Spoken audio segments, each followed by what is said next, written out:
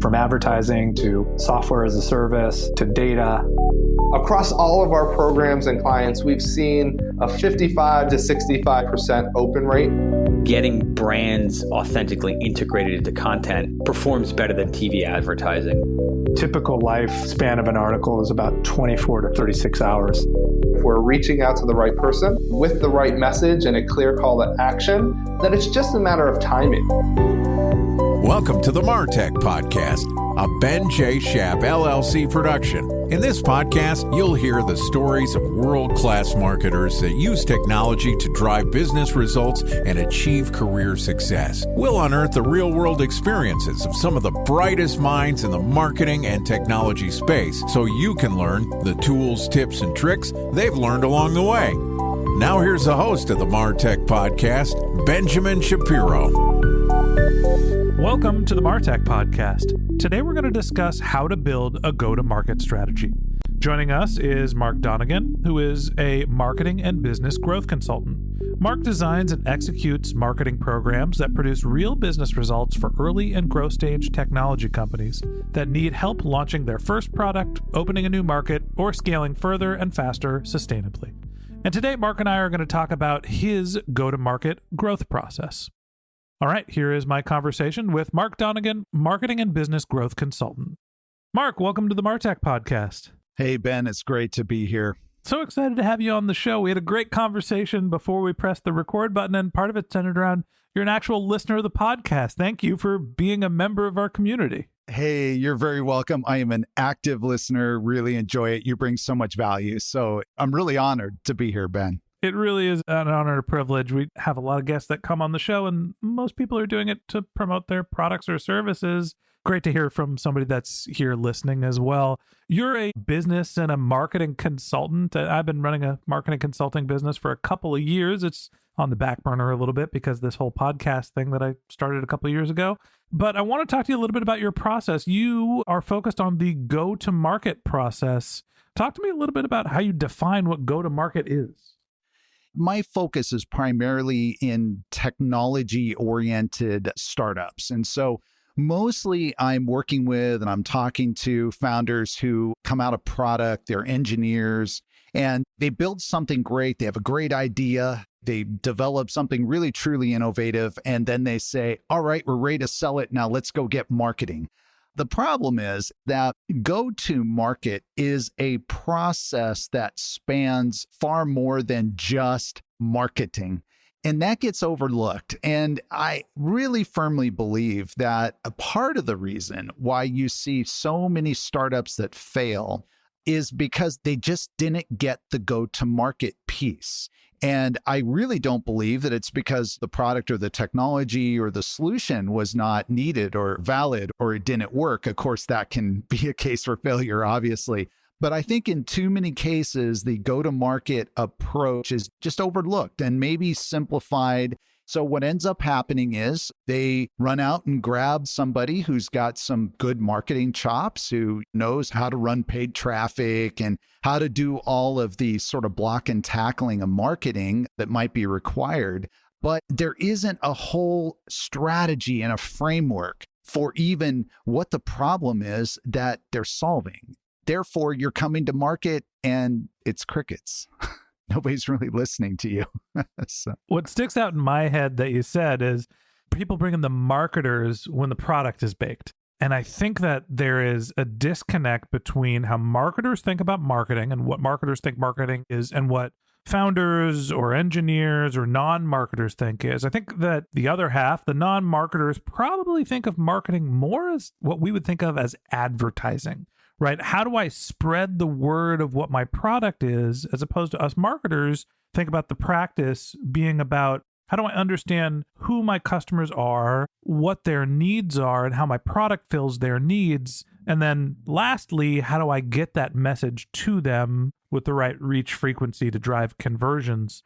Let's do a little case study here, because I want to go through your process. I'm going to be a little self-serving, so I apologize, but you're a listener of the podcast, so hopefully this will help you and everyone else as well. That's right. I talked a little bit about wanting to grow the MarTech community, and we're thinking about let's say we're going to grow a Slack community. We're actually building it right now, but it's an extension of our existing product suite. We have this audio content archive, and we're trying to branch out into what would be a new product. Walk me through your go-to-market process for when you're thinking about this type of product expansion. What are the steps that you would go through to validate that the audience wants it, put it together, and actually make it work? For this case study, you already have a pretty clear picture of who your audience is, who the market is, and you also probably, in fact, I would say, because again, I'm an active listener to the show, you have a good understanding of what their needs are. So quote unquote, what we would say the problem is, and therefore what the solution is that you're bringing to them, and it's this community.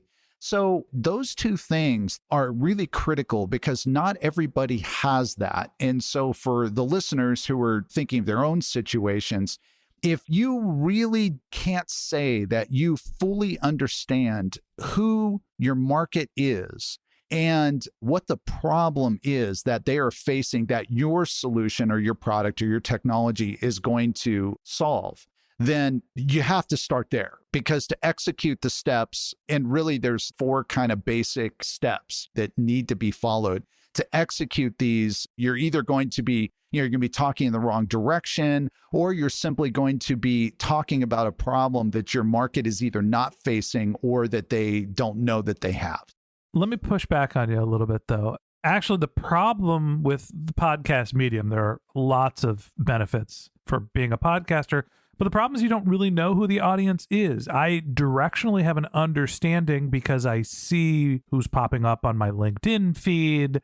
Mark, guys like you come on the podcast. Like, I have a kind of a vague understanding of who the audience is. But in podcasts, there is no email subscription. I'm not onboarding anyone. They're going into the Apple App Store. So I really don't know the audience as well as I'd like to, which is one of the main reasons why we're trying to build this community, is to have a better understanding of who we're serving. And I think that the other thing I'll push back on is understanding the problem. I understand what the problem is for people having a need for MarTech related content, but the community is a different beast, right? People are going to be interacting with each other, and I have to validate that there is a need. So the reason why I bring that up is when you're thinking about your go-to-market strategy, you can make assumptions. Oh, well, I already know who the customers are. Oh, I already know why they want the product. How do you validate that stuff? Let's just look at the first step. So basically, I have outlined that there's really 4 main steps to follow. And I like to call it the demand generation flywheels, so to speak. Now, we can talk very quickly about a process that I have developed. And it's really based around some work that was done years ago by Clayton Christensen, who was a very, very well-renowned Harvard Business School professor and unfortunately passed away earlier this year. Really great loss to the community. But he wrote a book called Competing Against Luck. And what he talks about in this and the work that he laid is this jobs to be done framework. And what's super interesting is that whether we're selling a community product like what you're planning to develop, or whether we're selling 7 or 8-figure annual software licensing deals, or we have a $500 a month SaaS product. In other words, it doesn't matter where we are, whether it's a very high touch sale, a low touch sale, whether it can be done fully online or it requires intensive multi-step, lots of people involved in the buying process. It does not matter. Each one of those buyers for that particular sale needs to fulfill a particular job. And without going really, really deep on this, because Gartner has done some excellent research and really defined it well, but let me articulate what these jobs are, and then we're going to go through my process because it's important to understand this framework. So give me the list of the jobs. So the first thing that the buyer's going to do is they have to go through some process of problem identification. So in other words, I'm in pain. Now, what is that pain? Okay, so they identify that. So for example, for your case study, I'm a CMO and I just feel like I don't know what my peers are thinking or doing.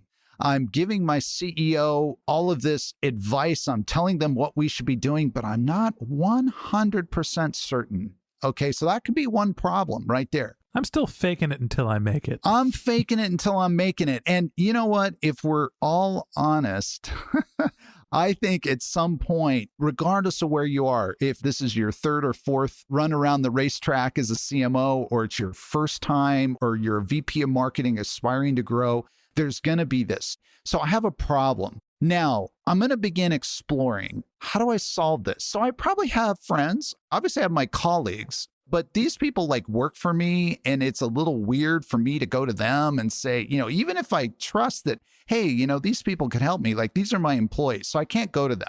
So I probably have some previous coworkers. So I'm going to start asking around, right? And I'm probably going to get told any number of things. Go get yourself a mentor. Go get yourself a coach. Hey, I worked with this person. Boy, they really helped me. I'd be happy to refer you. So that's kind of that mentor coach thing. Hey, join some consortium. It could be a marketing group. There could be startup focused. It might even be, hey, go volunteer, go make yourself available as an advisor to startups. So in other words, you're going to get all this feedback, right? So in other words, I've identified my problem. I'm looking for solutions. Then I've got to figure out, well, what is it I really need? So I do like a requirements building type exercise. And then I'm assimilating all this and saying, okay, where do I go? What do I do? I understand the sort of need for people to have a professional network, and hopefully that's the need that the MarTech community, filling our example for how to build a go-to-market strategy, fills. You mentioned that there were 4 steps. Walk me through what those steps are to figure out the go-to-market strategy. So the first is, you have to capture market attention. And this is as simple as, I need people to know about me. I need people to know about the MarTech community, right? Awareness. That's right. But it goes beyond that. You could kind of stop there and it would be incomplete. That's sort of almost like branding, right? So, hey, I think I've heard of you guys. I think I've heard of that. But it goes beyond that. It's explaining even what it is and why you need to exist. And that goes right into the second step, which is educate. What is the problem that you are addressing, and what is your point of view? There was an awesome book written, I guess, about 4 years ago now called Play Bigger, and it's all about category design. And a major part of category design is developing a POV, or a point of view. And a point of view is a statement that someone can read or someone can hear you say, and they can say, yes, that's me. Like their hand automatically goes up, or they go, nah, that's not me. And that's the whole purpose is you want to educate so that those who are your target, who might be in your group or who might really have a need for your solution, will then immediately raise their hand and say, that's me. And for those who don't, that's okay too, because you need to get past those people so you can get through to the people who say, that's me. I'm going to throw a monkey wrench in this a little bit. Why are those 2 steps in that order? I would think that, when I think of branding, I think of you got to figure out who you are and what you want to say. Then you have to go introduce yourself to your audience. You're kind of flipping that around. Let them know who you are and tell them your point of view. I think what I have found, the reason why they need to be in that order is that before anybody's going to pay attention to you, which, let's face it, if they're going to listen long enough or frequently enough to get educated as to your point of view, they have to pay attention to you. You have to go through an exercise and you have to deploy tactics, which are very well known, to initially cause them to even want to pay attention to you. So if I'm just publishing a whole lot of really, really interesting content about the value of community and about how so many CMOs are disconnected and case studies and interviews, that's really great. But if I'm just scrolling past you on my LinkedIn feed because I'm not paying any attention, then it doesn't do anything. So the first thing is I have to say, hey, this MarTech guy, he's always saying something kind of interesting. And I want to even stop, even if I just pause for 5 seconds, or I just read the first couple lines of a status update or of something you put on LinkedIn. It's causing me to make mental notes so that then the next time that I'm exposed to content, I might actually click through and actually read your entire blog post, or I might actually watch the entire video.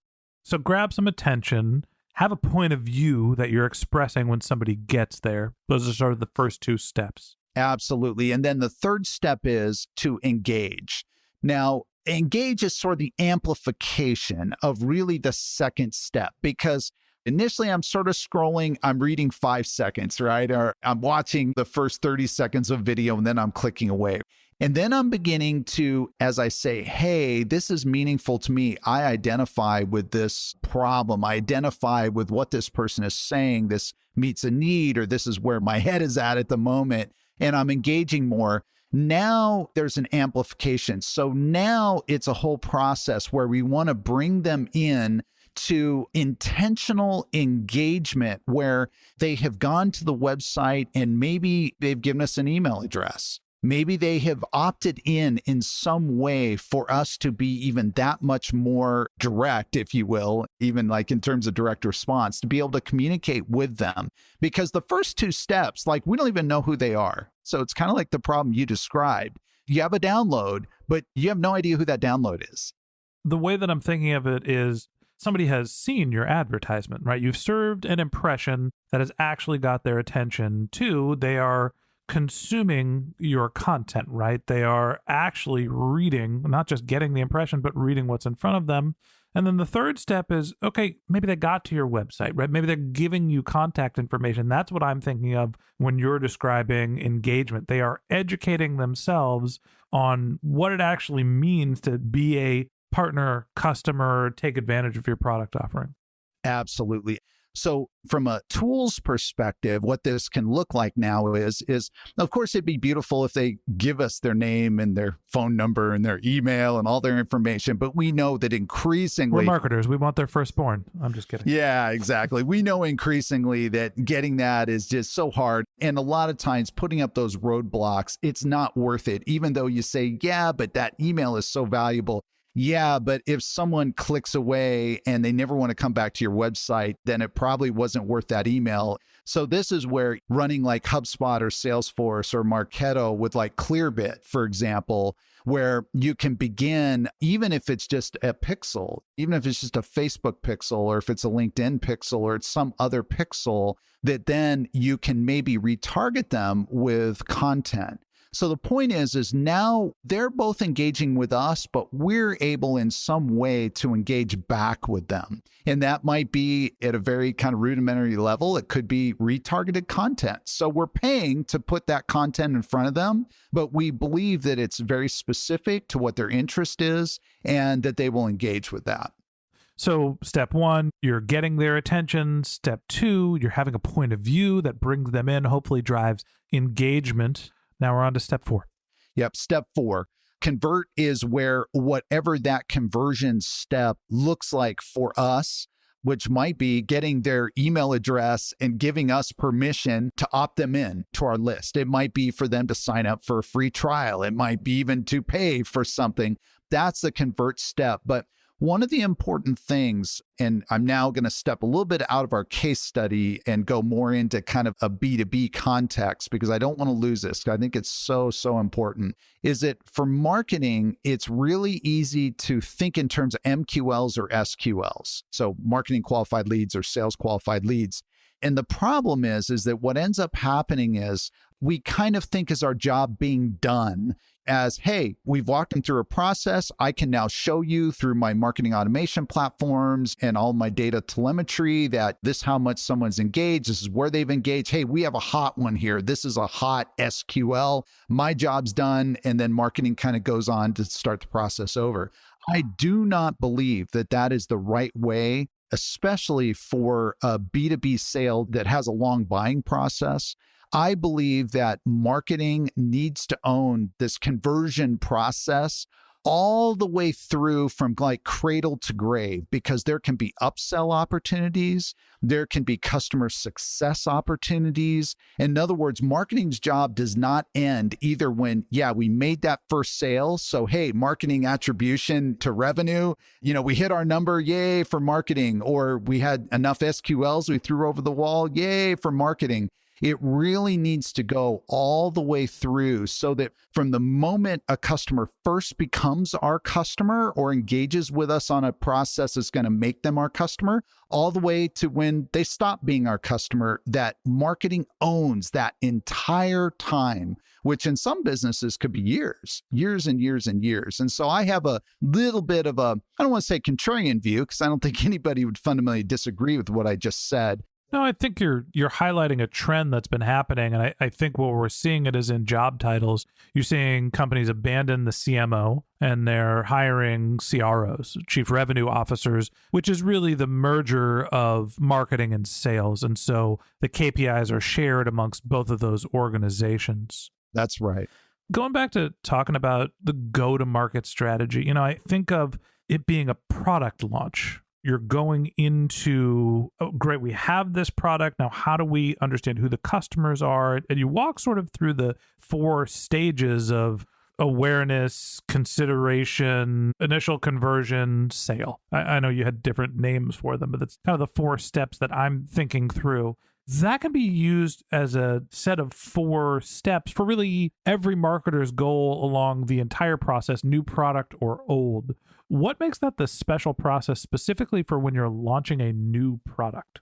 So first of all, I want to make this comment. These 4 steps, capture, educate, engage, convert, there's absolutely nothing magic about that. Everyone was probably like, yeah, well, that's very straightforward. It's true, and it's great advice for how to market. It's great advice, but there's one thing is that this is a flywheel.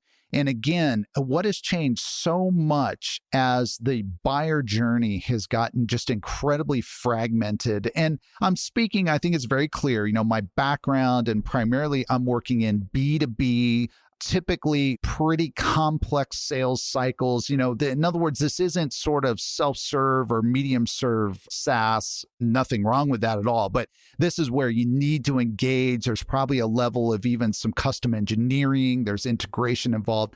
So what ends up happening is the reason why you need to look at this as a flywheel, so that when you go through capture, educate, engage, convert is not the end. You literally might just be cycling right back around with even the same person. Now, you're not going to go from step 4 to step 1, because if they have fully converted, you don't really need to capture their attention again. But you probably would go from convert to educate, because remember what I said is that you're not finished when you throw the SQL over the wall. So at that point, we might be trying to go for an upsell. There might be some adjacent business opportunity that we need to educate them on, or we want to educate them on.